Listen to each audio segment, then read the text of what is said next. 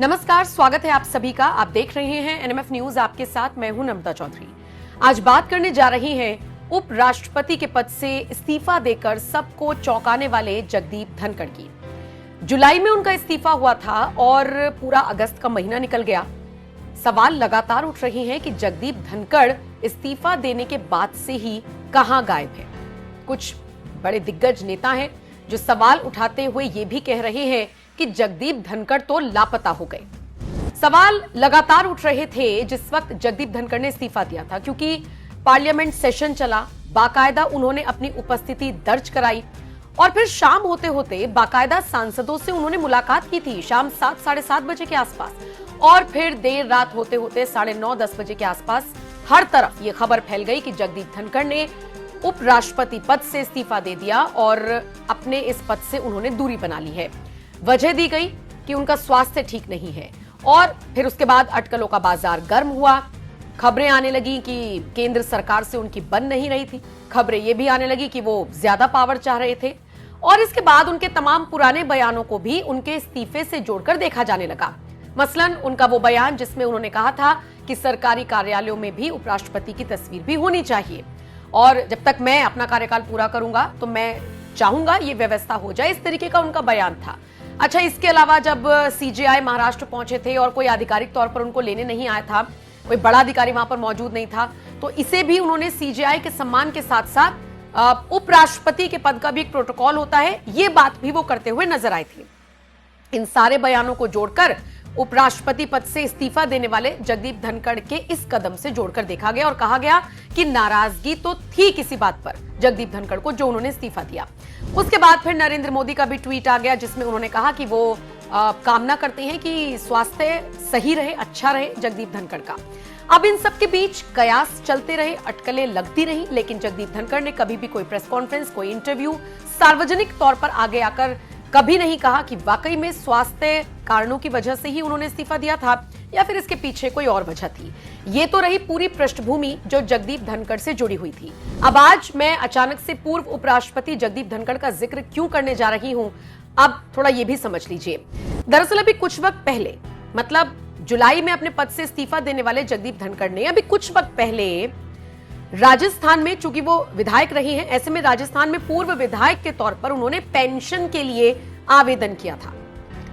तो फिर धनखड़ रातों रात चर्चा में आ गए।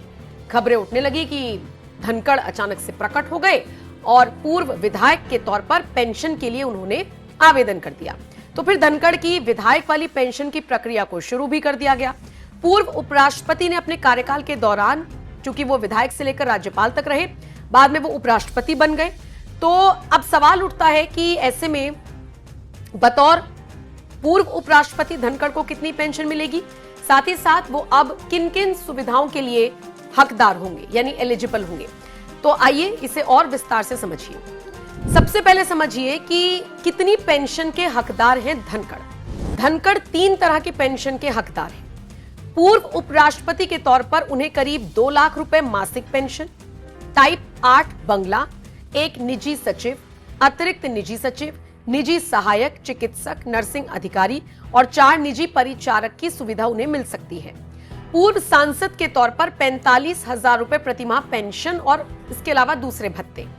पूर्व विधायक, चूंकि राजस्थान से वो विधायक रही हैं, तो पूर्व विधायक के तौर पर उन्हें 42,000 रुपए प्रतिमाह पेंशन मिलेगी। एक सुविधा उन्हें नहीं मिलेगी, पश्चिम बंगाल के राज्यपाल रहने के नाते उन्हें कोई पेंशन नहीं मिलेगी, लेकिन पूर्व राज्यपाल होने पर सचिव रखने के लिए 25,000 रुपए मासिक प्रतिपूर्ति का विकल्प उनके पास मौजूद है।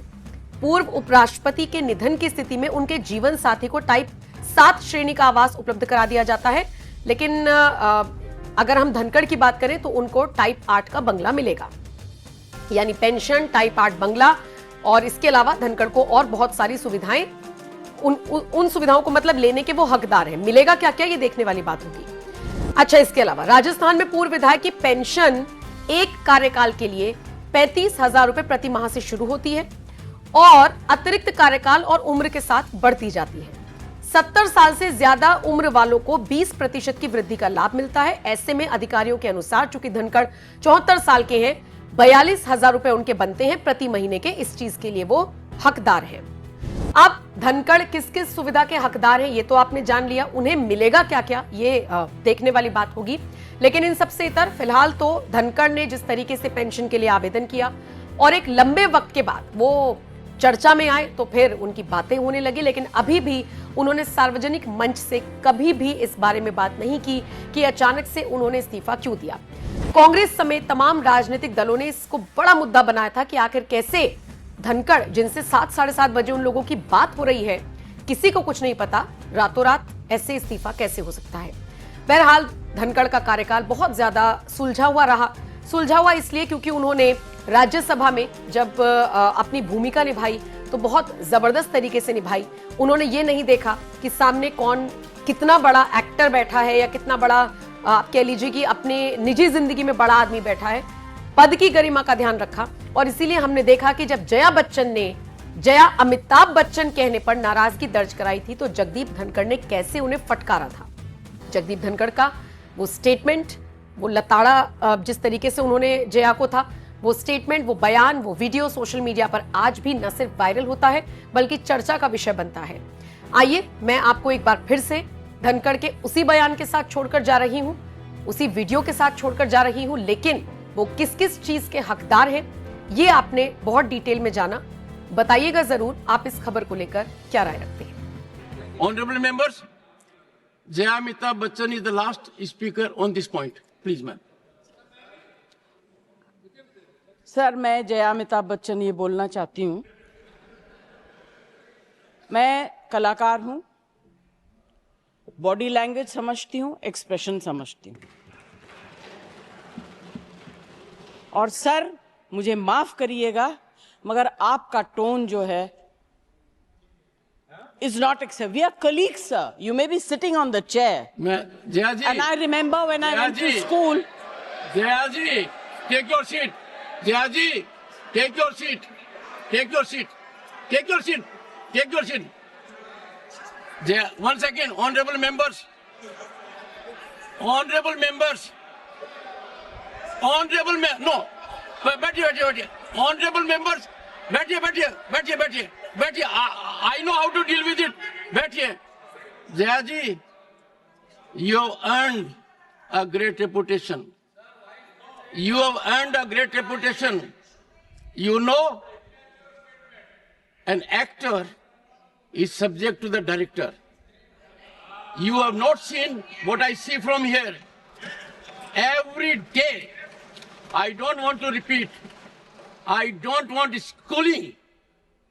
I am a person who has gone out of the way. And you say, my tone? No, she's given to you. No, you don't have floor now. No, enough of it. No, enough of it. You can't have it. You may be anybody. You may be a celebrity. You have to understand the decorum. No, nothing doing, nothing. No, not at all. I will not bear it.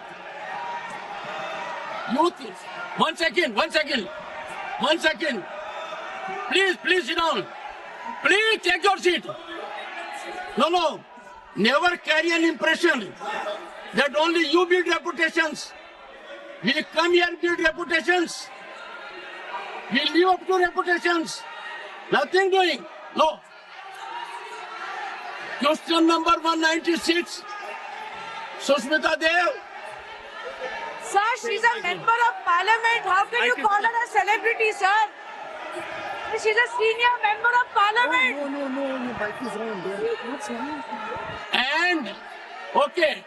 And the senior member of parliament has a license. Nothing is going on record. A senior member of the parliament has a license to run down the reputation of the chair, to question the tone and tenor. Yes, I have to be in reaction mode to take care of the situation. I have highest respect, but to make it a habit, my tone, my language, my temper, I don't go by script of others. I have my own script. I am not operated by anyone else. Nothing will happen, Khadge ji. Thinking has to be from within. Nothing will happen. We have to get. No, Jayaji, take your seat. Jayaji, take your seat. Take your seat. No. It is misconduct. It's a misconduct. Okay. Get going. I know you want to destabilize the entire nation. Yes. You are out to create chaos in the house. Nothing else is going on record. I shall not be party to this house being converted, Mr. Kharge, as a epicenter of disturbance. You are determined to have your way at the cost of Constitution. You are doing it. It is lack of decorum, disrespect to democracy, disrespect to Constitution. You are walking away from your obligations. You are walking away from your duty. Honorable members, they don't want to participate. They know how to create only chaos. I am surprised. Absolutely. The nation is a priority. The nation is always first. Honorable members, honorable members,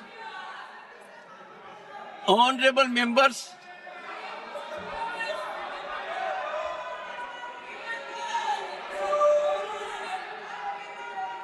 honorable members,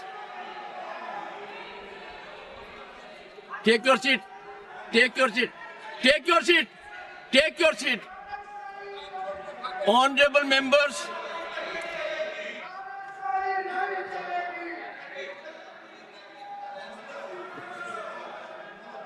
एक second. Honorable members, what a sad day. 9th August 1942. Call of Mahatma Gandhi. Quit India. And this house paid tribute to the martyrs because we got freedom. They are quitting parliament. They are quitting their duty. They are quitting their oath to constitution. They are showing back not to the chair or to the house, to the constitution and their sense of duty.